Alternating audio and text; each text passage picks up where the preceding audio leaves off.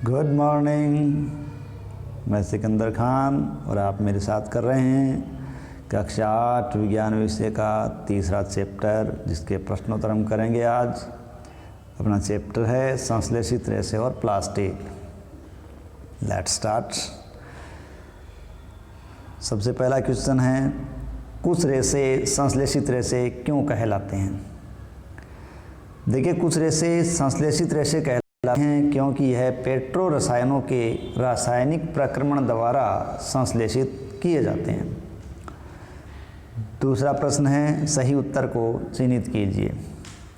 प्रश्न दिया गया अपने को, रेयोन संश्लेषित रेशा नहीं है क्योंकि, इसका उत्तर होगा डार्क किया गया है, इसे कास्ट लुगदी से प्राप्त किया जाता है। तीसरा प्रश्न है, उचित शब्दों के द्वारा रिक्त स्थानों की पूर्ति कीजिए। पहला, संश्लेषित रेशे कृत्रिम अथवा मानव निर्मित कहलाते हैं क्योंकि ये मानव द्वारा बनाए जाते हैं। दूसरा, संश्लेषित रेशे कच्चे माल से संश्लेषित किए जाते हैं और उस कच्चे माल को पेट्रो रसायन कहते हैं। थर्ड है, संश्लेषित रेशों की भांति प्लास्टिक भी एक बहुलक है। ठीक है, छोटी छोटी इकाइयों से मिलकर बनी संरचना बहुलक कहलाती है। तो संश्लेषित रेशे और प्लास्टिक है वो बहुलक है। चौथा, नायलॉन रेशों से निर्मित दो वस्तुओं के नाम बताइए जो नायलॉन रेशे की प्रबलता को दर्शाती है। देखिए, जो नायलॉन है बहुत ही प्रबल रेशा है। पैराशूट, तंबू, चट्टानों पर चढ़ने के रस्से, इसके अलावा टायर ट्यूब, चप्पल, ब्रूस, बहुत सी सामग्री है वो इससे बनाई जाती है। पांचवा, खाद्य पदार्थों का संचयन करने हेतु प्लास्टिक पात्रों के उपयोग के 3 प्रमुख लाभ बताइए। देखिए, प्लास्टिक हल्का और बहुत ही सस्ता होता है। प्लास्टिक की सामर्थ्य अधिक होती है। यह भोजन, पानी आदि से क्रिया नहीं करता। ऊष्मा और विद्युत का कुचालक होता है, इसलिए इसका उपयोग ज़्यादा लगातार बढ़ रहा है। थर्मोप्लास्टिक और थर्मोसेटिंग प्लास्टिक के बीच अंतर स्पष्ट कीजिए। आप प्रश्न करते समय स्क्रीनशॉट लीजिएगा, आराम से काम कीजिएगा। थर्मोसेटिंग प्लास्टिक, ठीक है, और थर्मोप्लास्टिक। तो पहले देखते हैं थर्मोप्लास्टिक। थर्मोप्लास्टिक गर्म करने पर आसानी से विकृत हो जाता है, सरलता से मुड़ जाता है, जैसे पॉलीथीन और पीवीसी। और साथ ही साथ थर्मोप्लास्टिक को बार बार काम में लाया जाता है क्योंकि जब आसान से विकृत हो जाता है, पिघल जाता है, तो दूसरी आकृति में डालना आसान हो जाता है। थर्मोसेटिंग प्लास्टिक गर्म करने से विकृत नहीं होते, नहीं मुड़ते हैं, वो जिस आकृति में उसी में रहते हैं और इनको बार बार काम में नहीं लाया जा सकता। बेकेलाइट, मेलामाइन, इस प्रकार की सामग्री है या इस प्रकार की प्लास्टिक है। 7th क्वेश्चन, समझाइए थर्मोसेटिंग प्लास्टिक के निम्नलिखित क्यों बनाए जाते हैं? देखिए, देगची कहते हैं, विद्युत प्लग है, ये थर्मोसेटिंग प्लास्टिक के बनाए जाते हैं। तो आखिर क्यों बनाए जाते हैं?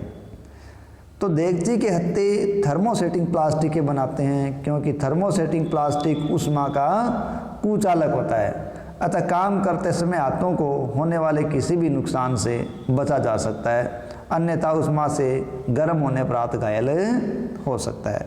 क्योंकि देगची अपन बार बार रसोई में काम लाते हैं, तो अगर उसके हत्थे यदि धातु के होंगे तो वो गर्म हो जाएगा और अपने को नुकसान पहुंचाएगा, इसलिए उसके हत्थे प्लास्टिक के बना देते हैं जो कुचालक होने के कारण हमें घायल होने से बचा देता है। नेक्स्ट है, विद्युत प्लग या स्विच बोर्ड, प्लग बोर्ड आदि अपन थर्मोसेटिंग प्लास्टिक के बनाते हैं क्योंकि ये प्लास्टिक है वो विद्युत का कुचालक है। तो विद्युत का कुचालक होने के कारण न तो गर्म होता है, न नरम होता है, न हमें किसी भी प्रकार के झटके की संभावना होती है, अतः विद्युत के किसी भी खतरे से अपने को बचाता है।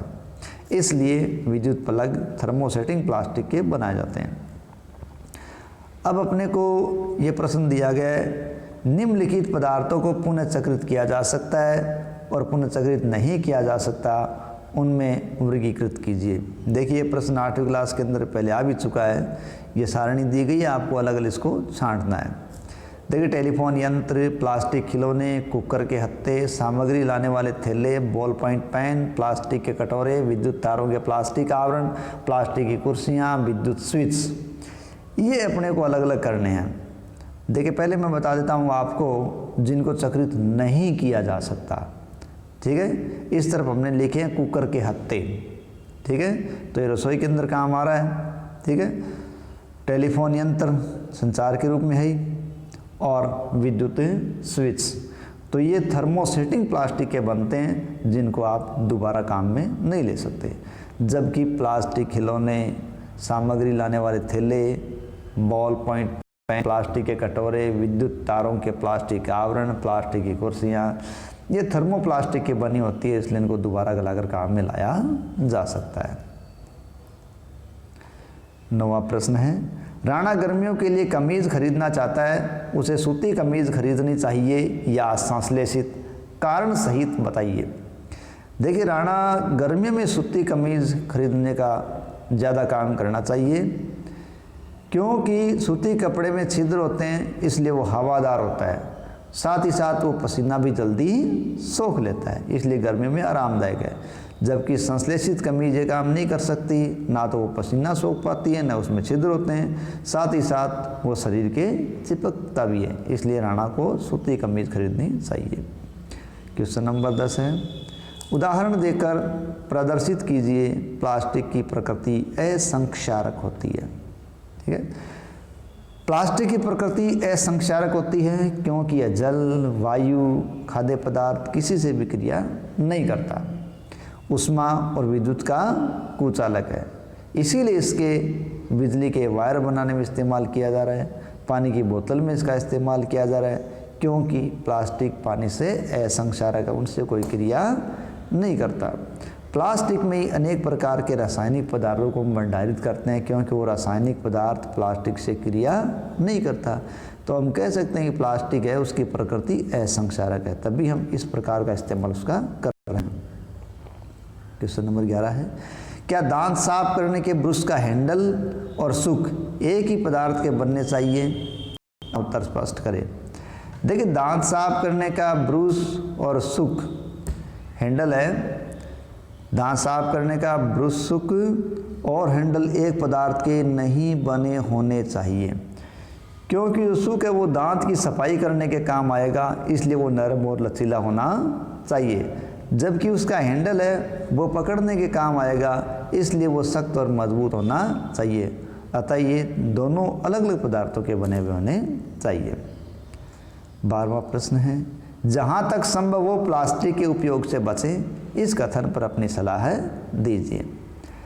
देखिए प्लास्टिक वर्तमान में बहुत ही उपयोगी पदार्थ है, लेकिन ये किसी भी दृष्टि से पर्यावरण का हितैषी नहीं है, ठीक है, किसी भी दृष्टि से ये पर्यावरण का हितैषी नहीं है, क्योंकि प्रकृति में ये जीवाणुओं द्वारा अपघटित नहीं होता, ठीक है, और ना ही जल्दी से सूखता है, और जब इसको जला दिया जाता है तो इसको गैस छोड़ता है और पर्यावरण को प्रदूषित करेगा। अब पर्यावरण प्रदूषित करेगा वो चीज़ वैसे ही खतरनाक होती है। प्लास्टिक की थैलियाँ भूमि में दब जाती है और भूमि को बंजर कर देती है।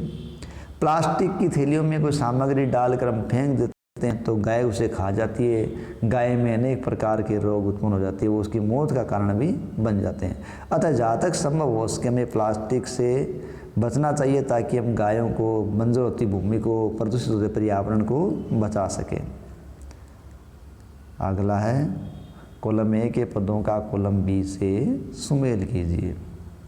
कॉलम ए पॉलिस्टर, देखिए पॉलिस्टर किस काम आएगा, हमने कह का संयोग दिखा रखा है 4 से, तो पॉलिस्टर के कपड़ों में आसानी से सलवटें नहीं पड़ती, इसलिए उन पर बार बार प्रेस करने की आवश्यकता नहीं है, तो ऐसा है पॉलिस्टर। अब बात करते हैं टेफलॉन। देखिए टेफलॉन ऐसे बर्तन बनाने के काम आता है जिनमें भोजन सामग्री न चिपके, तो न चिपकने वाली भोजन सामग्री बनाने वाले पात्रों को बनाने में टेफलॉन काम आता है। फिर रेयॉन, देखिए रेयॉन है वो काष्ठ लुगदी से तैयार किया जाने वाला एक रेशा है। नायलॉन, नायलॉन बहुत ही मजबूत प्रबल रेशा है जो पैराशूट और बनाने में काम लिया जा रहा है। नेक्स्ट क्वेश्चन है, संश्लेषित रेशों का औद्योगिक निर्माण वास्तव में वनों के संरक्षण में सहायक हो रहा है, टिप्पणी कीजिए।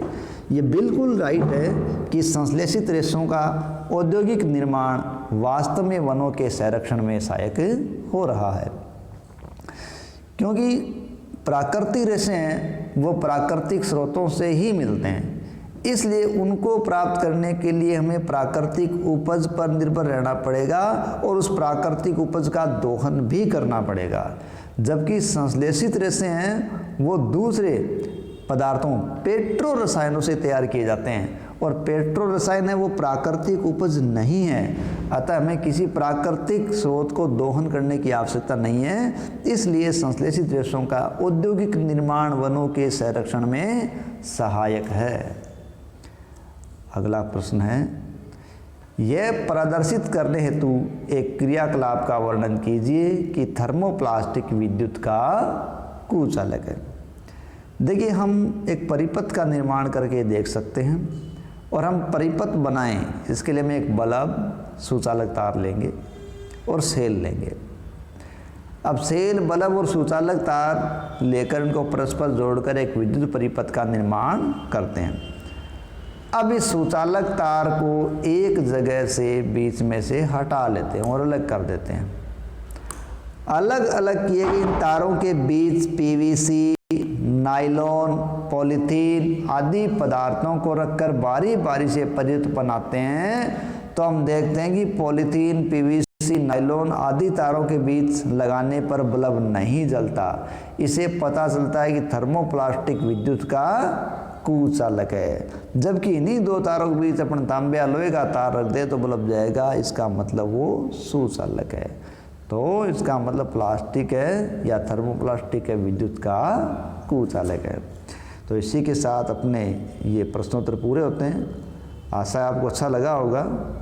स्क्रीनशॉट लेकर इसको आराम से कीजिए और लाइक, कमेंट और सब्सक्राइब करना न भूलें।